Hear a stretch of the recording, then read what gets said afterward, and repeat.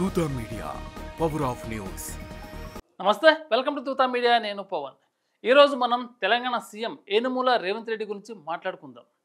ఆయన 1969 నవంబర్ 8న తెలంగాణలోని మహబూబ్నగర్ జిల్లాలో కొండారెడ్డిపల్లి అనే చిన్న గ్రామంలో జన్మించారు.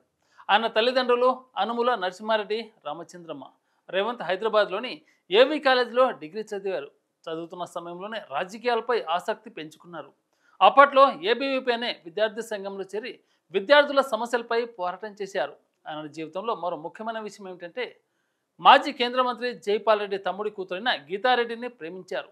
పెద్దలను ఒప్పించి 1992 ఆమెను పెళ్లి చేసుకున్నారు. వీరికి నైమిషారెడ్డినే కూతురుంది. రేవంత్ రెడ్డి రాజకీయ జీవితం చాలా ఆసక్తికరంగా సాగింది. 2006లో ఆయన తన రాజకీయ ప్రస్థానాన్ని బీజేపీ నుంచి మొదలుపెట్టారు. అప్పట్లో ఉమ్మడి మహబూబ్నగర్ జిల్లాలోని మెడ్జిల్ మండలంలోని జెడ్పీటీ సభ్యుడిగా గెలిచారు. ఈ గెలుపు ఆయనకు రాజకీయాల్లో మంచి ఆరంభాన్ని ఇచ్చింది. తనదైన శైలితో ఆయన రాజకీయ రంగంలో ముందుకు సాగారు. 2007లో స్వతంత్ర అభ్యర్థిగా మహబూబ్నగర్ స్థానిక సంస్థల నియోజకవర్గం నుంచి శాసన మండలి సభ్యుడిగా ఎన్నికయ్యారు. ఆ తర్వాత 2008లో తెలుగుదేశం పార్టీలో చేరారు.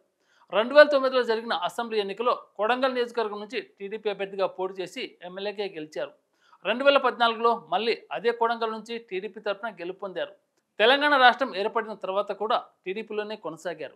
2014 నుంచి 2017 వరకు టీడీఎల్పీ నాయకుడిగా పనిచేశారు. అయితే రేవంత్ రెడ్డి రాజకీయ జీవితంలో ఒక పెద్ద వివాదం కూడా ఎదురైంది.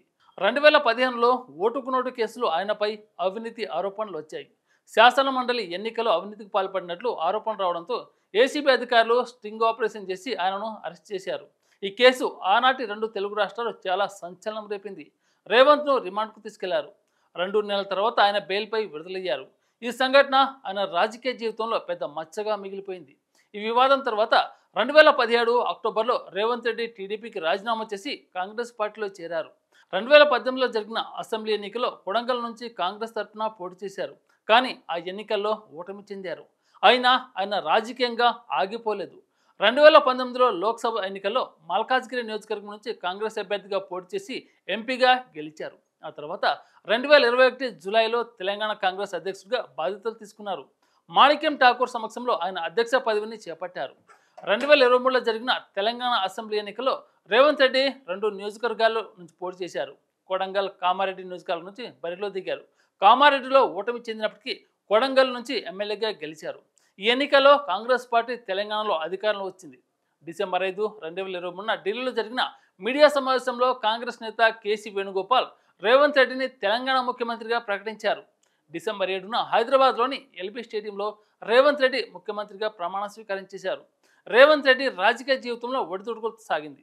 బీజేపీ, టీడీపీ, కాంగ్రెస్ లాంటి విభిన్న పార్టీలతో పనిచేశారు.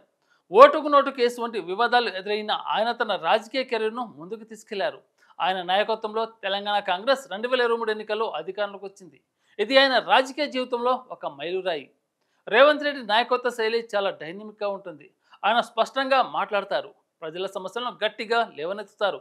విద్యార్థి నాయకుడిగా మొదలై జెడ్పీటీసీ సభ్యుడు, శాసన మండలి సభ్యుడు, ఎమ్మెల్యే, ఎంపీ, కాంగ్రెస్ అధ్యక్షుడు, ఇప్పుడు ముఖ్యమంత్రిగా ఆయన ప్రయాణం సామాన్యమైనది కాదు. ఆయన రాజకీయ జీవితంలో ఎన్నో సవాళ్లను ఎదుర్కొని అడ్డంకులను అధిగమించారు. ఇప్పుడు తెలంగాణ ముఖ్యమంత్రిగా రాష్ట్ర ప్రజల కోసం ఎన్నో సంక్షేమ పథకాలు అమలు చేస్తూ రాష్ట్ర అభివృద్ధికి కృషి చేస్తున్నారు. ఇలాంటి మరిన్ని అప్డేట్ కోసం తూతా మీడియాని సబ్స్క్రైబ్ చేయండి. Thank you. For more updates please subscribe Tutha media.